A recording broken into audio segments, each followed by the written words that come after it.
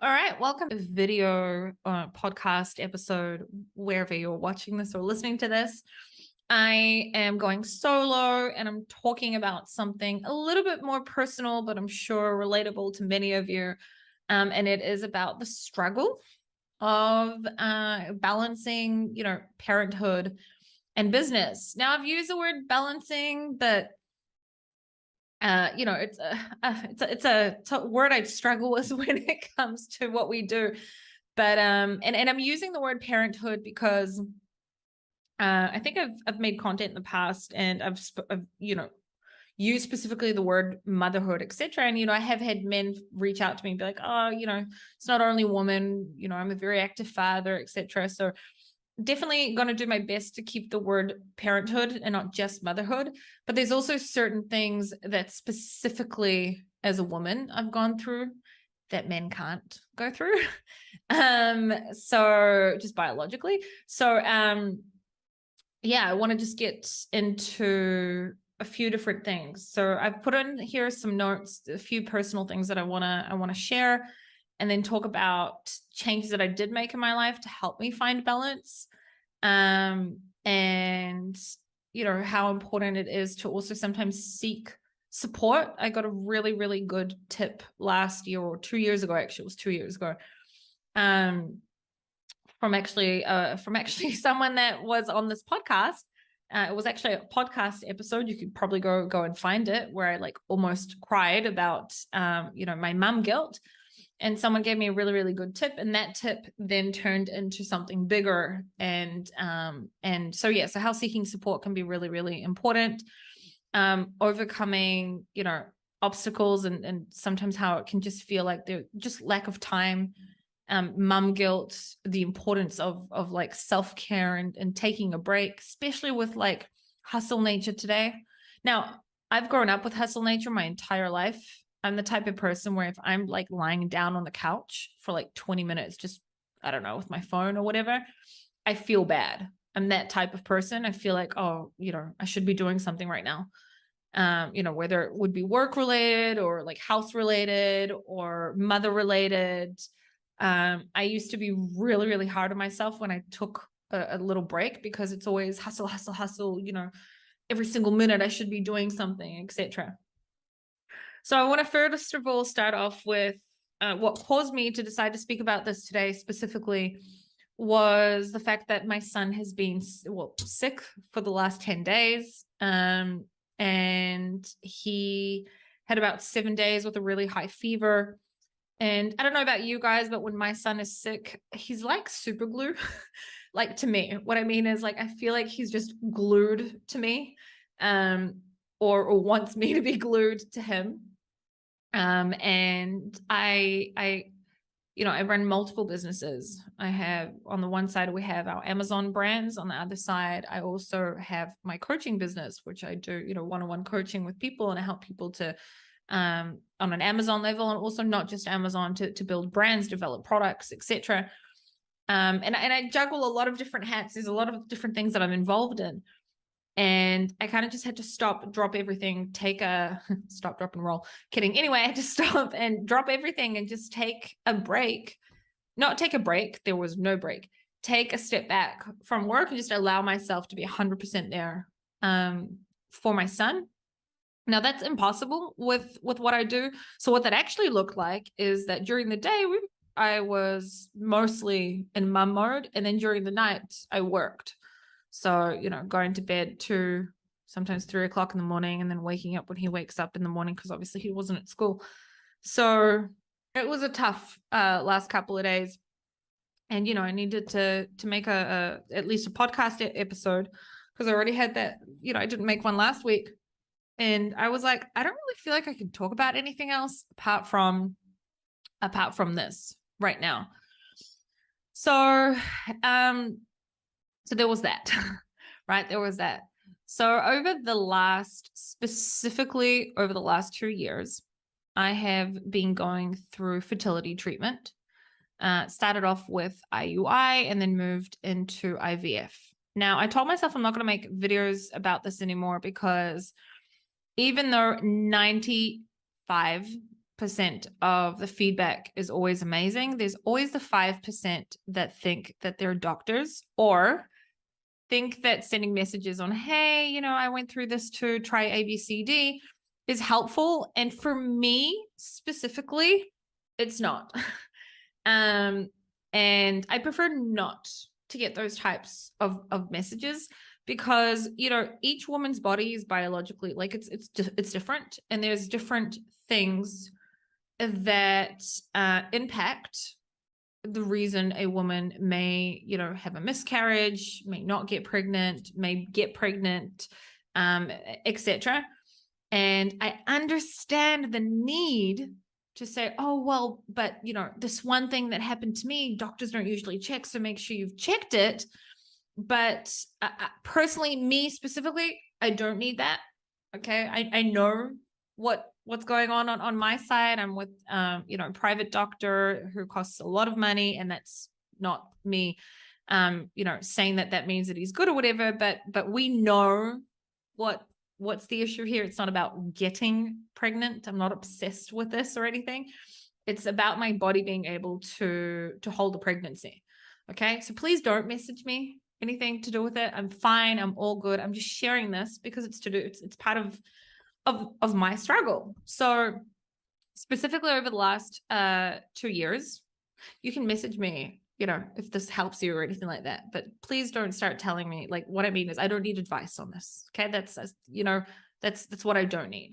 And I know that in the end, everything will be fine. And I know that in the end we'll have another baby, and I'm fully aware, and I'm all good with that. Okay.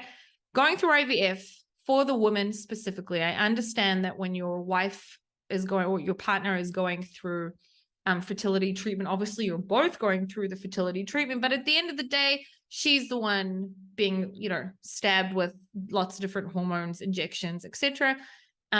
So I'm currently focusing on me. So I have a 6-year-old child at home. I have multiple businesses, and over the last few years, I've been going through fertility treatments, and started with IUI, moved to IVF. Last June, I got pregnant. I had a miscarriage, and then I think it was December, I got pregnant, had a miscarriage. And what that looks like, though, behind the scenes is almost 2 years of a lot of different types of hormones.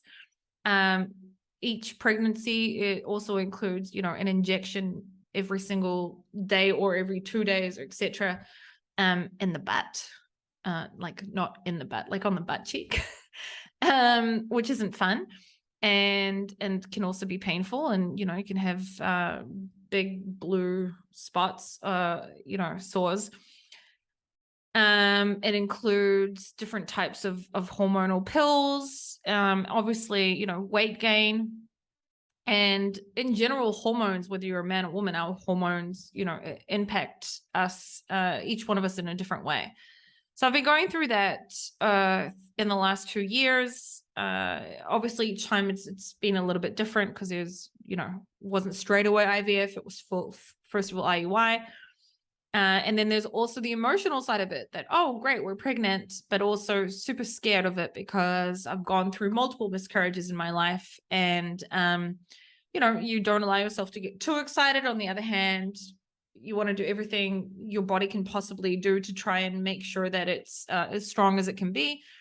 And going through all this at the same time, needing to be 100% present as a mother, and also as present as possible as a wife, and then 100% present with business. So for me, that has been a struggle, and there have been sacrifices that have been made, and a lot of prioritizing. So I want to take this back 2 years ago, before I was going through IVF, and before I was like, okay, hey, it's time for us to have another baby. We started selling on Amazon in 2016. Before that, I had an online clothing store. And so I've been in the online world specifically, and e-commerce specifically, in product-based businesses for most of my, adult life. I'm 34 years old. And When we started Amazon, I was pregnant. So the first 2 years, your child's smaller, it's not that they don't need as much attention, they need a lot of attention. But once they start talking, etc., you need to make sure that, they're seeing other kids if they're not in a preschool or in a daycare. And you need to, start teaching them certain things, etc. You need to give more of yourself. So in the first 2 years, I had a lot of help from my mum, a lot of help. In 2019, I started YouTube. In late 19, early 20, I started doing coaching as well. And it still gives me really, really like amazing fulfillment. And so much so that I was doing so much coaching and then, and growing our brands. And it was just so great.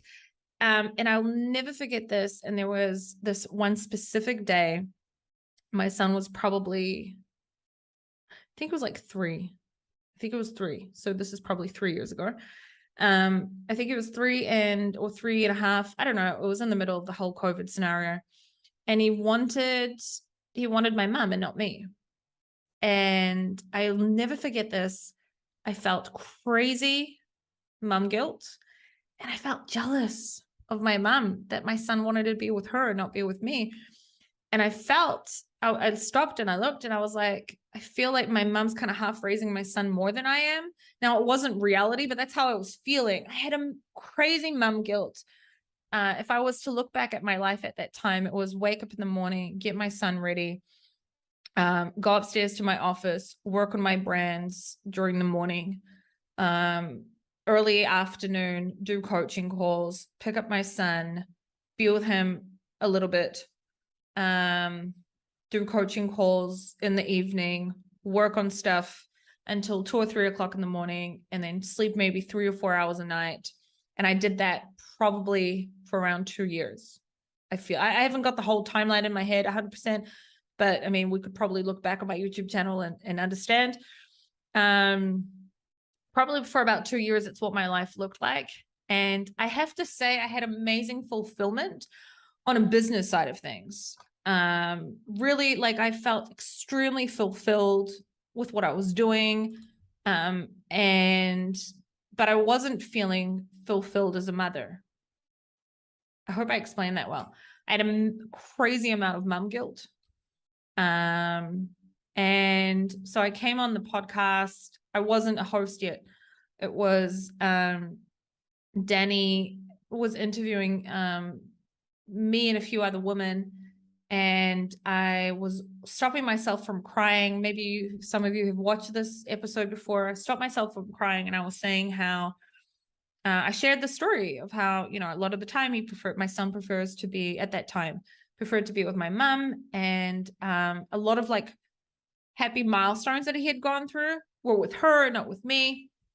And, even though I should be very thankful, not everyone has such active, parents that can help them with their children, etc. I also felt crazy mum guilt, and I felt somewhat that tiny bit of jealousy, if I'm really honest. And I was speaking about this and how, I really want to change my life, but I don't know how to. And then I think it was Anna had said to me on that podcast, Sharon, something that I do is I make, like at least once a day or once a week. I can't remember how exactly she said it was, I would have, even if it's only 30 minutes, the same thing that I would do with my child, something that they absolutely love. So for example, pick them up from preschool and then go in and like whatever, eat ice cream for 30 minutes together. We're just sitting together, just one-on-one. And that, that is the thing that, takes away the mum guilt, but that thing that gives the child and you that time together. And you should try it, like take small steps. So, take a certain amount of time during the day where you're only in mum mode, or, once a week, because not everyone can do it every day. And make sure that you have that one-on-one time with him. And I listened to that advice and I started it like that. So it started off with, I picked my son up from daycare every day instead of asking mum to sometimes do it or my husband to do it. And I would go with him every single day after preschool. I'd go with him to like this little shop next to his daycare. And he would buy either a popsicle or ice cream and we'd sit there together and we'd just hang out. That's how it started. And then as he got just a little bit older, it was really important to make sure that we were also, he was also meeting kids outside of school.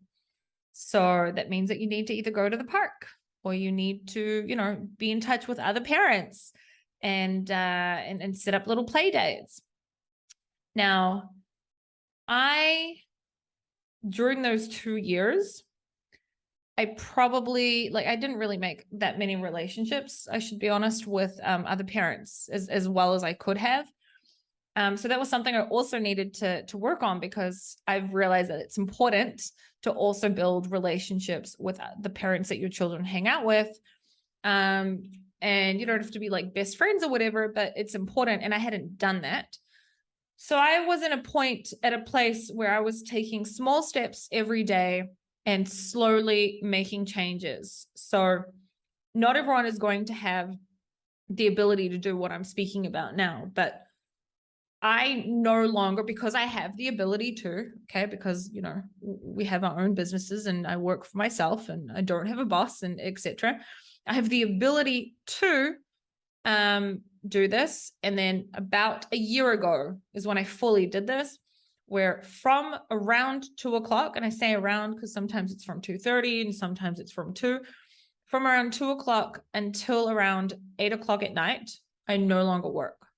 So there's a gray area in that. If, there are certain things, I don't know. As I'm filming this, I can see that my WeChat's going crazy and it's one of my suppliers. If there's something like that can happen, like, of course I'll answer, but I won't go into my office and start hardcore sitting down and working during those hours because I've decided that those are my mum hours. That's the hours where I pick my son up, we come home, we eat together. And, I'll either take him to the park or I'll take him to basketball or I'll take him to a friend. I'll be 100% present as a mum during that time because I have the ability to. And if I didn't have the ability to, then it would be only 30 minutes or only 20 minutes or however much I can. But during that time, there's a certain amount of time where I'm not with my phone and I'm 100% in mum mode. Back in the day, I'd be at the park with him and I'd be working. I wouldn't even be present. And it was that podcast that I was a part of, by the way. It wasn't me listening to it. I was on that podcast and it's on Seller Sessions. And I think it was like Kata, Isabella, and two others I want to say that I don't remember exactly who it was right this minute, but it was Anna who had made a really big impact on me. And that's when I started making small changes. And, a year later, I found myself in a place where I no longer work in the afternoons and, I'm 100% in mum time because I have the ability to do that. Now, another thing is specifically, so what am I saying here? I had a good couple of years where I basically locked myself in my office 90% of the day. I wasn't really healthy, right? I was hardly sleeping. I was hardly present as a mum. I had consistent mum guilt. And someone gave me advice, trying to have at least 20 minutes or so every single day that you can with your child, where you just do something fun that they really look forward to that time and they cherish it. It's a routine, or if you can't do it every day, then at least once a week. And I did it on a daily basis. I said, okay, every single day I'm going to pick him up. I'm going to go with him. We're going to sit down. We're going to eat ice cream or whatever. We're going to sit down together for half an hour and only then do we go home because that's our one-on-one time together. And from that, slowly I started making more changes because I wanted to, and I had the ability to do so. And then I got to a place where now for at least the last year, and during my afternoon time, I'm 100% in mum mode because I've chosen to do that. Right. So that was how I found somewhat balance. And my son knows that, for example, you know, if he is for whatever reason home on a certain day that he should be at school, if he's home, you know, when my door is closed, unless the house is on fire or you're really hurt or something, you don't enter. So I've also made it clear that, you know, during the time where I'm in the office and the door is closed, I'm at work. Okay. I'm at work and you don't come in and bother me. And if you need something, you knock on the door and I tell you if I'm available right now or not, because there's also my husband in the house. They don't need only me. It's not that I leave him alone. And that, you know, he can also go and speak to him, obviously, while I'm working. But most of the time when he's home, I'm not working because, well, when he's awake. So what happens is, because I also do coaching, there are certain days where I do my coaching in the evening. I'm a night owl, so I'm fine with it. So when he goes to sleep is when I will start the coaching. It goes on till maximum 12 o'clock at night, and then I'll go to sleep. I no longer only sleep 3 or 4 hours a night. I used to do it. And you know what? I made a lot of money when I was doing that, because I was consistent all the time. I was addicted to the stuff that I do because I love what I do. And I'm not saying this to try to impress anyone. I really love what I do. And not only that, through my coaching, I found something that if I thought I was mostly Amazon, through doing coaching, which introduced me to many other people, I really found that, yeah, I love Amazon. I'm good at Amazon. Amazon's my thing, but I really love product development and helping people to bring their ideas to life. And I've had my footprints in so many different, products. I wish I could share them all with you, but, I can't. And I felt obsessed with my job, and I was giving so much to, not my job, to my businesses. I was giving a lot more to my clients than I was, and my customers, a lot more than I was to my son. And I needed to make changes. So those were the changes that I made. That's the advice I was given. Okay. I shared. It's really hard when you do what we do, because a lot of people don't understand what the hell you're talking about. People wake up in the morning, they go and work. A lot of people, they go and work at a job, which some of you will be listening to this and you still have a job. They'll be going to their job. They'll be coming home. They'll be taking care of their kids. And then they work on their business at night. And only then do they go to sleep, and they do that every day. And then there's the people that aren't in business, which is 90% of the kids that my son, goes to school with. And those parents, like they don't, there's one other parent that we basically do really similar things. Apart from that, everyone has a job. None of them have their own businesses. And I'm not relatable. Stuff I'm telling them isn't relatable to them. They don't have their offices in their house. They don't have it's different. I'm not saying that it's better or worse at all. Okay. They all have their own headaches, their own struggles in their jobs, etc. But what I do isn't that relatable. So being on that podcast put me in a place where I was with other women who were just like me. And it allowed another woman that had gone through this as well to come and give me that advice. And that's what I wanted to also talk about on a support level, and reaching out to like-minded women or people. Sorry, I'm trying to keep this parenthood and not motherhood, but reaching out to other parents, right? And also talking about that struggle. And there's something else that I also wanted to say.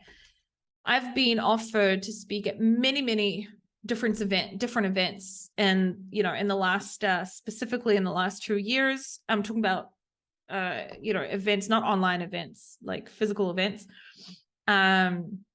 multiple events. And I've said no to every single one of them apart from Seller Sessions Live. So obviously the reason I said yes to Seller Sessions Live is because it's in London. It's really close to Israel, which is where I live. And it's, and I'm a part of the Seller Sessions family. So of course that's my, if I'm going to say yes to something, it would be that. And there's been a lot of FOMO around that, because you're saying no, but other people are still saying yes. And you can see other people, are kind of everywhere, and I'm kind of not. but that's part of, like, that's my decision. So I know that there's a lot of people in this industry that will say, oh, this, I used to say this too, by the way, you know, go to an event and it's mostly men and hardly any women on the stage. And the thing is, a lot of the women in this industry are mums. And, you know, for me to fly to the other side of the world, it's not like, oh, I'll just go for a day and come back. It's, I'm going away for 4 or 5, 6 a week, you know, days. And how often, you know, can I do that? I personally, and by the way, there are women in this industry who do that. They, you know, they're at events, like 20 events a year, and they've got, you know, 3 kids, and they're all, you know, between the age of whatever, 7 to 12 or whatever it may be. And hats off to you guys. Amazing. I personally have made the decision that I don't want to do that, because that's me. Okay. That's me, and me prioritizing the amount of stuff that I have to, you know, that I do. I've decided that it's not on my priority list, not because I don't care about, you know, you guys and being at the events, just because there's other things that are more important to me. Now, add to that the IVF, right? So I was, even this month, I was offered to speak at a few different events in Europe. And, you know, I've got treatment that I will, you know, be going through.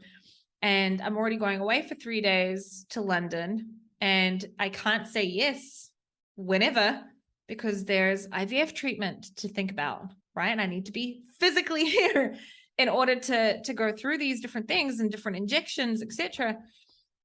And these are things that, you know, are things that women specifically, you know, may go through, or, you know, parents in general. But so then there's that it's not, I don't really get that FOMO anymore. I used to get a lot more FOMO, especially over the last, you know, 2 years, because also of the IVF.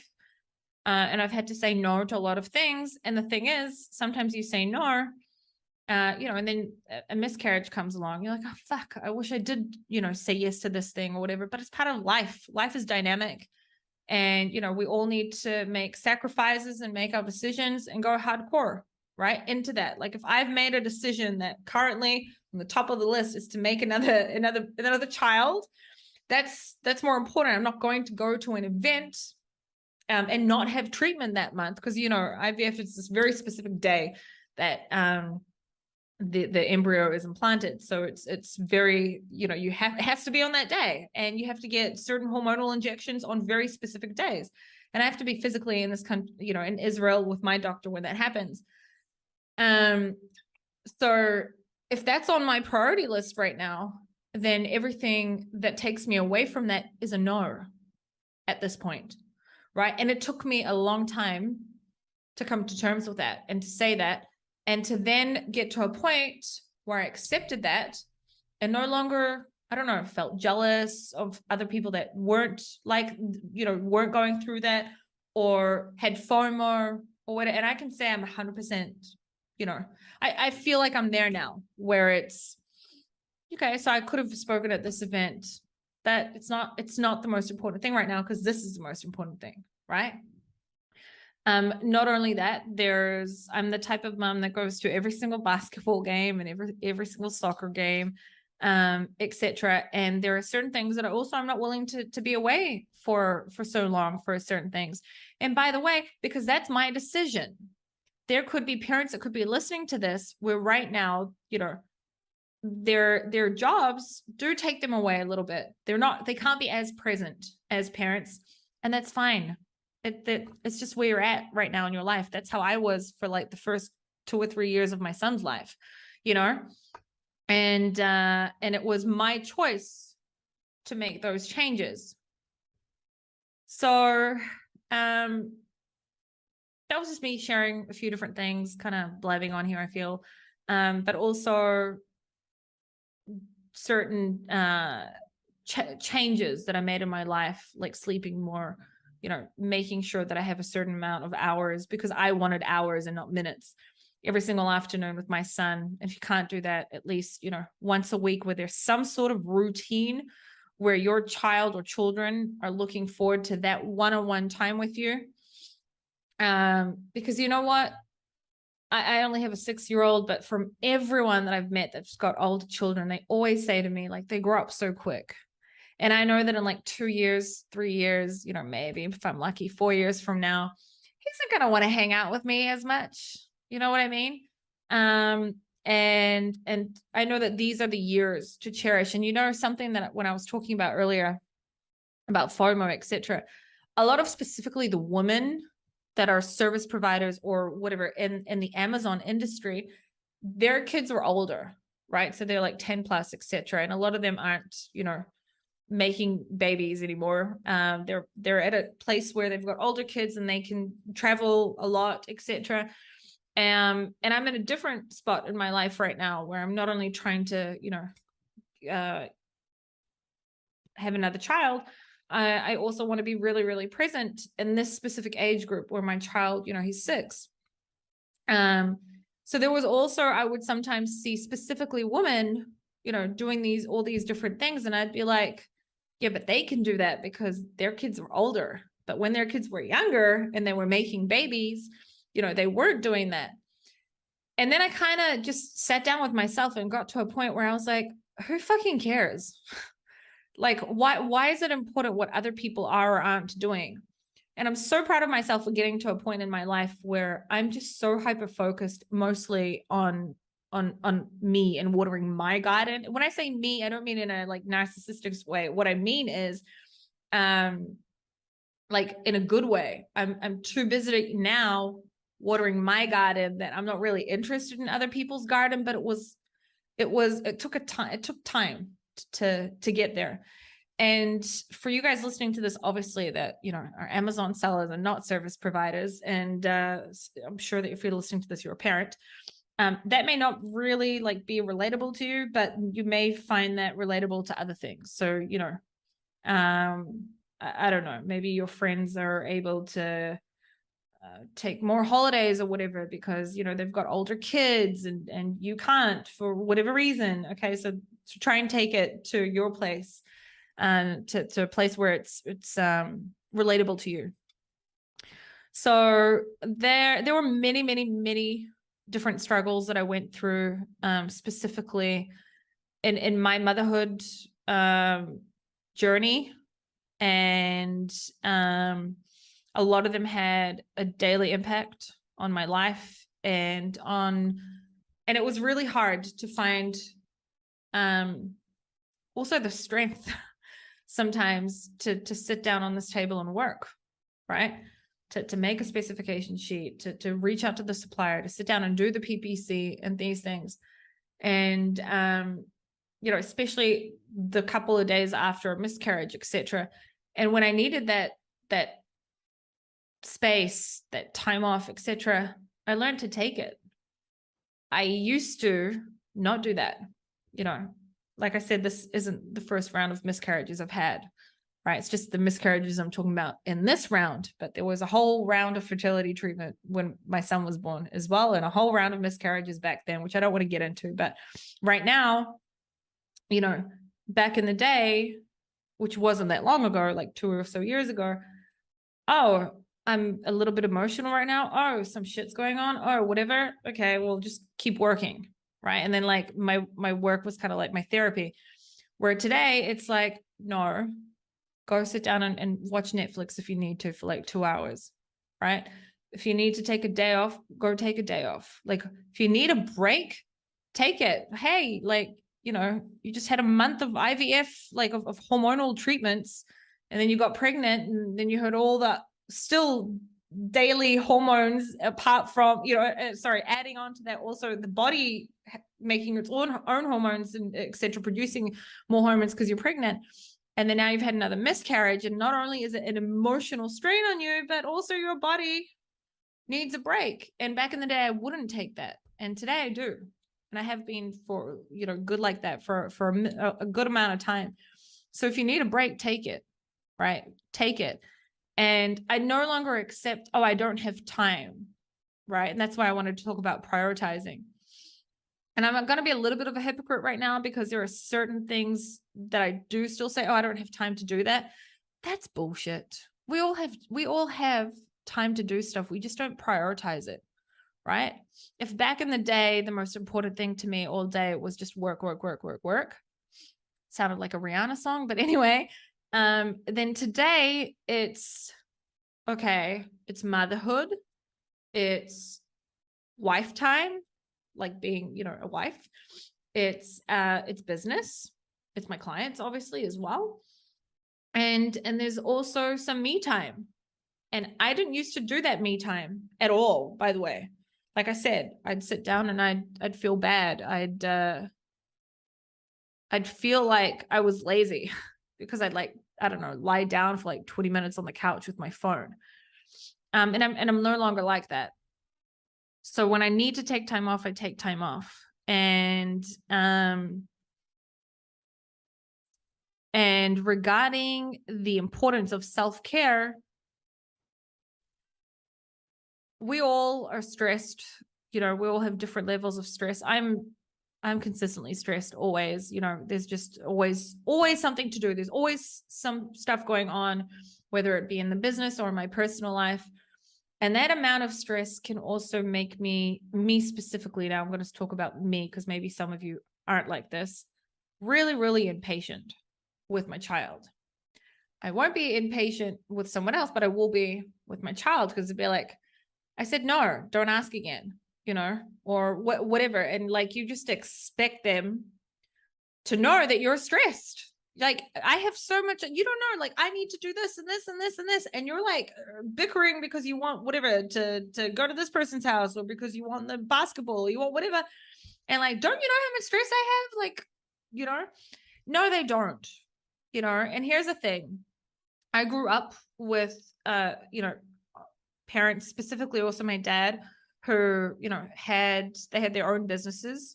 And my dad, probably for like the first 7 to 8 years, was not that present. He was, working all day long. He was really, really impatient.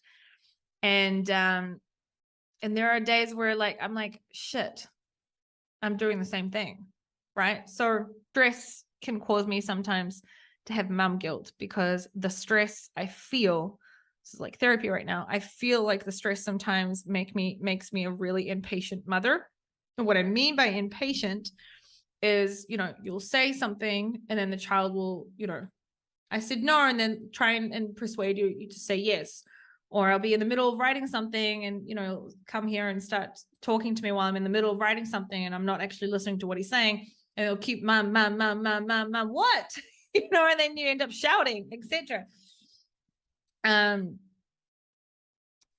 So that is why I think self-care is so important, because the minute that we can bring down that stress level, not only is it healthier for us in general, it can also help us to be a little bit more patient parents, because I feel like that's one of the things that I really still am working on. I know that I'm a great mother, etc., but I am still very impatient because of the amount of stress that I have. And 70% of the stress comes from my businesses.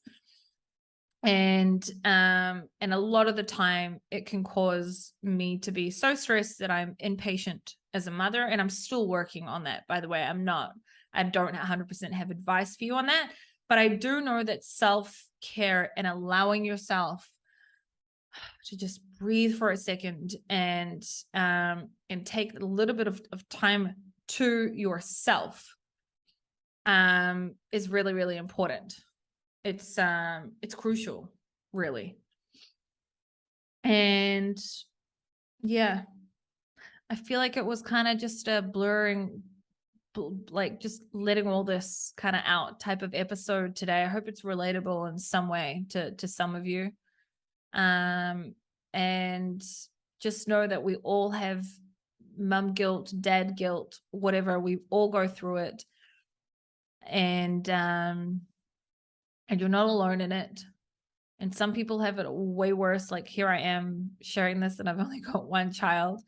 But it doesn't matter, because we all have, our own shit to deal with. And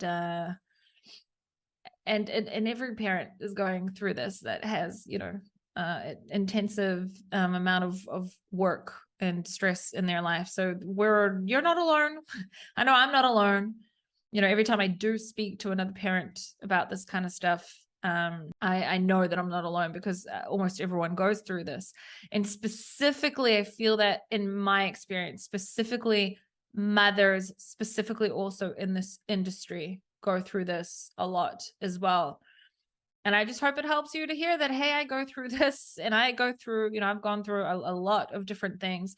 I consider the IVF stuff still to do with motherhood, because, you know, here I am making these different sacrifices and different things to do with my body to bring another child into the world. And there's all these things that I'm going through behind the scenes, which I won't get into, like, that are related to that. That is also part of, you know, sometimes, like I said, sometimes the FOMO, or sometimes the mum guilt, or whatever it may be. So to sum this up, trying to find some sort of balance, and if it's too hard, at least some sort of routine where you at least once a week, or a certain amount of time every single day, have the same type of thing that you do with your child, that they know that in that time you're not on your phone, you're not speaking to anyone else, you're not texting, you're 100% in parent time, one-on-one time with your child. That was like a huge game change for me, specifically for the guilt. And also, I, you know, was getting to know my son better. And, you know, today we're like best friends. But my point is, it was that stepping stone to then me making other decisions in my life about what type of mother I want to be, etc. And it is absolutely fine if you hear this and you want something different. There isn't anyone is better or not, or whatever. We each have our own lives, and we each have our own, you know, things that we want, and how we want to be as parents. And yeah, so there's that of making sure that you can at least have that one-on-one time, whether it's, you know, every Saturday, just you and your child go for half an hour to eat ice cream together. And you may be hearing this and be like, yeah, but Sharon, I've got 4 kids and I need that one-on-one time with all of them. So half an hour with each one, that, you know, it's only 2 hours of your week. I'm sure you could find that time to do it where you're 100% present just with that, you know, that child. Easier said than done, but when you really make it a priority, you can do it. And then they look forward to that time, because it's just you and them. It was amazing for me. Seeking some sort of support, or being a part of some sort of group of people, or network with people or parents that are somewhat in similar scenarios for you. So for me to speak to a mum that, like, I don't know, drives to her job every day at 9 o'clock, comes back at 5 o'clock, and from 5 o'clock onwards, like, doesn't have work on her mind, is a little bit less relatable. Not relatable, but I'm probably not going to share certain things that I'm going through with her specifically, or it's not going to really help me, or it's just less relatable to me, because my mind never switches off. Because, you know, it's not that it's 9 to 5, 5 o'clock, I'm no longer thinking about work. It's I'm sitting in bed still thinking about certain things, and I'm checking, you know, Amazon and you know, clients, etc. It's never ending. It's 24/7. So being around people and speaking specifically to people that are in a similar situation than you is really, really helpful. And, you know, Anna was the reason that I was able to kind of felt like it was like a slap on the face, try this type of scenario. And I was like, that's easy. I can just pick him up every day and eat ice cream with him every day. And from that, instead of 20 minutes, it became half an hour. And then I was like, oh, wait, and spending more time, etc. So being around, having that one person, you need at least one person that you're in similar scenarios and you can talk about this kind of stuff too, as well. And the importance of taking time off to yourself as well, because it's important to take care of yourself in order to take care of your business and your child and your partner or husband, wife, whatever. And being a little bit more forgiving of yourself. You know, I've been very forgiving with myself for the last 2 years. You know, I've gained a lot of weight in the last 2 years. And on the one hand, I'm very forgiving to myself. I know that, you know, there's a lot of different reasons why. But also in a healthy way where I'm like, okay, I'm forgiving of myself. I had a really tough, last 2 years. I had a lot of stress, a lot of hormones pumped into me, 2 miscarriages, which then come with, DNCs and hysteroscomies and the whole hysteroscopies, not hysteroscopy, hysteroscopies, and a whole bunch of, different things that my body's gone through, and different operations, etc. And that also has an impact on the weight, but, not too forgiving to a point where I'm like, okay, but, you also can't eat pizza at like 10 o'clock at night. So in a healthy way, be forgiving of yourself, as well, not in a too forgiving way where, oh, but I had such a terrible day every single day. Let's eat pizza at 10 p.m. No, that's like too much. And just make sure that even though you're a busy parent and a busy, entrepreneur, that you don't neglect your own needs. That's something that's what I was speaking about on the stress level, how stress can sometimes, make me extremely impatient. And I find myself having mum guilt because like I'm yelling a lot. And that's where like taking a little bit of time to yourself is really, really important. That's it. I hope somehow this helps you in some way. A lot of babbling on, but just wanted to go with the flow and whatever came out, sort of just spit it out there. And obviously if you're going through some, parent/motherhood struggle or fatherhood struggle or whatever, and you want to reach out, I'm also here.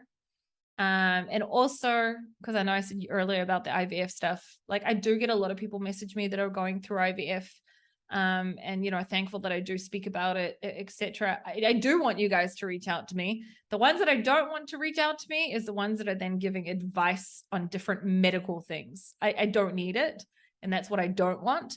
But I love it when you guys do reach out to me, in a relatable way or, in a supportive way. Love that. Absolutely. So please do. And also I'm here for anyone also, feeling what I'm feeling and not. I'm here for you also if you're not going through this as well. Anyway, I will see you guys all next week. Actually, next week I'll be in London. So I'll see you guys in 2 weeks. Next week specifically, I will be in London, and so you guys could be listening to this at any time. That would be the 13th of May. I'll be in London 12th of May until the 14th, actually, or something like that. So if you're at Seller Sessions Live, come up, say hello. Absolutely would love to chat with you. Don't be shy. And yeah. All right.